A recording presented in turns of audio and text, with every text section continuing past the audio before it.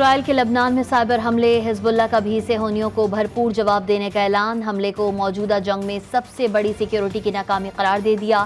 حزب اللہ کے جاری پیغام میں کہا گیا ہے کہ اسرائیل نے انتہائی خطرناک جنگ چھیڑ دی ہے، سویلینز پر حملے نہ کرنے کی اپنی پالیسی پر نظر ثانی کر سکتے ہیں۔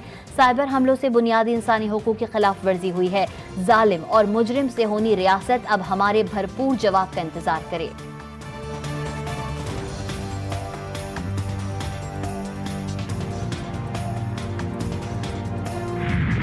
صہیونی فوج کی غزہ سٹی، دیر البلح اور نصیرات کیمپ پر بمباری اور گولہ باری، مزید 35 فلسطینی شہید، 15 زخمی، شہداء میں بچوں اور خواتین کی بڑی تعداد شامل، شہداء کی مجموعی تعداد 41,252 ہو گئی۔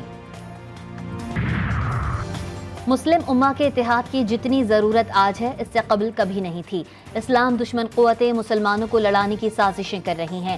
ایران کے سپریم کمانڈر آیت اللہ سید علی خامنئی نے عید میلاد النبی پر اپنے پیغام میں کہا کہ ہم اس وقت تک خود کو اچھا مسلمان نہیں کہہ سکتے جب تک ہم غزہ، میانمار اور بھارت میں موجود مسلمانوں کے مظالم پر تکلیف محسوس نہیں کرتے۔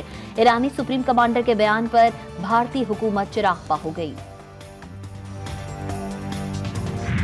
مصطفیٰ جان رحمت پہ لاکھوں سلام، خاتم النبیین، سرور کائنات، سرکار دو عالم حضرت محمد مصطفیٰ صلی اللہ علیہ وآلہ وسلم کی ولادت کا جشن، فضا درود و سلام سے معطر، توپوں کی سلامی سے دن کا آغاز ہوا۔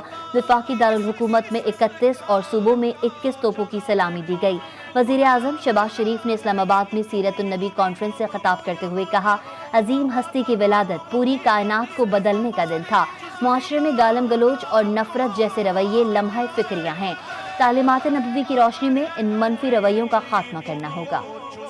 تاجدار رسالت، شہنشاہ نبوت، مصطفیٰ جان رحمت، شاہ بنی آدم صلی اللہ تعالی علیہ وآلہ وسلم کی ولادت، شہر شہر گلی گلی رونقیں، جگہ جگہ سبز پرچم، جھنڈیوں کی بہاریں، مساجدوں میں خصوصی عبادات اور درود و سلام کا اہتمام، ملک بھر میں جشن کا سما، ریلیاں، جلوس اور درود و سلام کی محافل کا اہتمام کیا گیا۔ کراچی کا مرکزی جلوس نیو میمن مسجد کھارا در سے نشتر پارک پہنچ کر اختتام پذیر ہو گیا۔ لاہور، کوئٹہ، پشاور سمیت ملک کے چھوٹے بڑے شہروں میں جلوس اور ریلیاں نکالی گئیں۔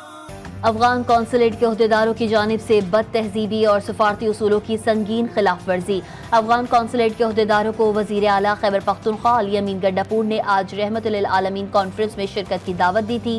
افغان قونصل جنرل محب اللہ شاکر پاکستان کے قومی ترانے کے دوران بیٹھے رہے اور سفارتی پروٹوکول کی دھجیاں اڑاتے ہوئے ڈھٹائی کا مظاہرہ کیا۔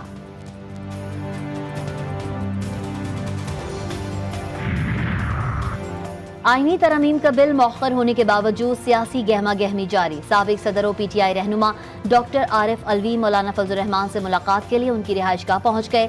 جمعیت علماء اسلام کے سربراہ اور سابق صدر نے آئینی ترمیم کے حوالے سے مجوزہ تجاویز کا جائزہ لیا۔ ملاقات میں اہم سیاسی امور پر بھی تبادلہ خیال کیا گیا۔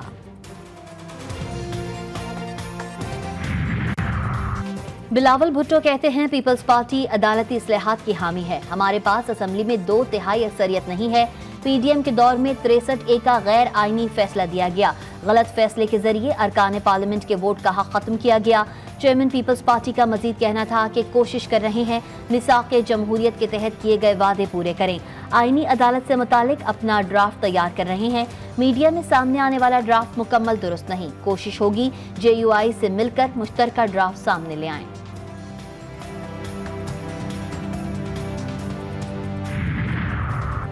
خواجہ آصف پارلیمان کی خصوصی کمیٹی کا حصہ نہیں، نہ ان کے ساتھ آئینی ترمیم سے متعلق کوئی گفتگو ہوئی۔ چیئرمین تحریک انصاف بیرسٹر گوہر کا رد عمل، بولے پاکستان تحریک انصاف آئینی ترمیم سے متعلق رضامند نہیں ہوئی۔ پی ٹی آئی نے حکومت سے مطالبہ کیا کہ پہلے ترمیم کا مسودہ دکھائیں۔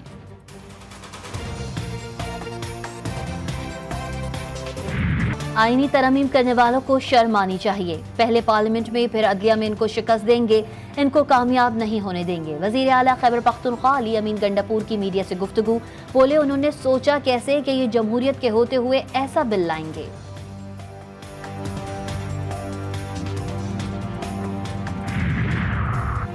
صدر مملکت سے ایشیائی ترقیاتی بینک کے صدر کی ملاقات، صدر زرداری کا موسمیاتی تبدیلی کے اثرات سے نمٹنے کے لیے اے ڈی پی کی جانب سے تعاون بڑھانے پر زور۔ صدر نے کہا کہ دہشت گردی کے خلاف جنگ نے ملک کو بہت زیادہ معاشی نقصان پہنچایا، صدر ایشیائی ترقیاتی بینک نے کہا کہ اگلے 3 سالوں میں پاکستان کو $2 بلین کی سالانہ امداد فراہم کی جائے گی۔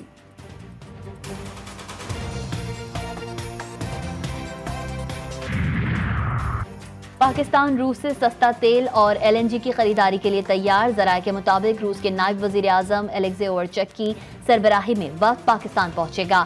پاکستان اور روس کے درمیان 2 طرفہ تجارت کے فروغ کے لیے مذاکرات کیے جائیں گے۔ دونوں ممالک کے درمیان زراعت، توانائی اور صنعتی شعبوں میں معاہدوں کا امکان، تیل اور LNG کی خریداری کے امور کا جائزہ لیا جائے گا۔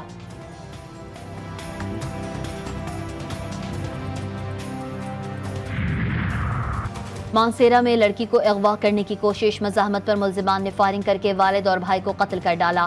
ملزم شعیب نے اپنے دوست طارق محمود کو فیملی سمیت بلوایا۔ مقتول کی 13 سالہ بیٹی رائمہ کو اپنے ساتھ لے جانے پر اصرار کیا۔ باپ کے سخت رد عمل پر ملزم نے ان کی کار پر گولیاں برسا دیں۔ واقعے میں لڑکی کی والدہ بھی زخمی ہوئی۔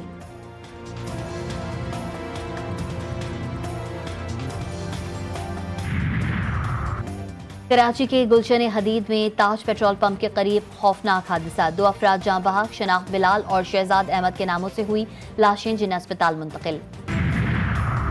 تنکوٹ میں اغوا برائے تاوان کی سب سے بڑی واردات ناکام، پولیس نے بڈانی تھانے کی حدود سے 37 افراد کو اغوا ہونے سے بچا لیا۔ پولیس کے مطابق ڈاکو نے تمام افراد کو مزدوری کا جھانسا دے کر کچے میں بلایا تھا۔ اغوا ہونے سے بچ جانے والوں میں 10 خواتین اور 5 بچے بھی شامل ہیں۔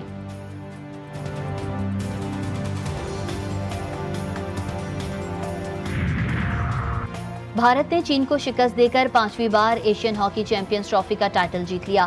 بھارتی ہاکی ٹیم نے میزبان چین کو فائنل میں 1-0 سے ہرا کر گولڈ میڈل اپنے نام کیا۔ میچ کا واحد گول جگراج سنگھ نے کیا۔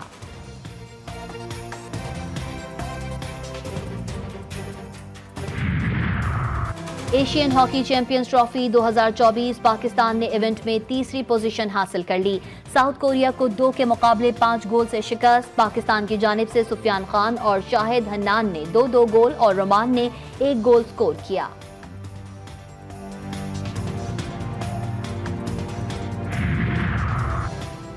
اور چیمپئنز ٹرافی 2025 کی پاکستان میں تیاریاں جاری، انٹرنیشنل کرکٹ کونسل کا وفد کراچی پہنچے گا، نیشنل اسٹیڈیم کا دورہ بھی کرے گا، قانون نافذ کرنے والے اداروں کے نمائندوں سے ملاقات بھی شیڈیول۔ ICC کا وفد اگلے مرحلے میں اسلام آباد اور پھر لاہور کا دورہ کرے گا۔ وفد دورہ مکمل کرنے کے بعد اپنی رپورٹ مرتب کرے گا۔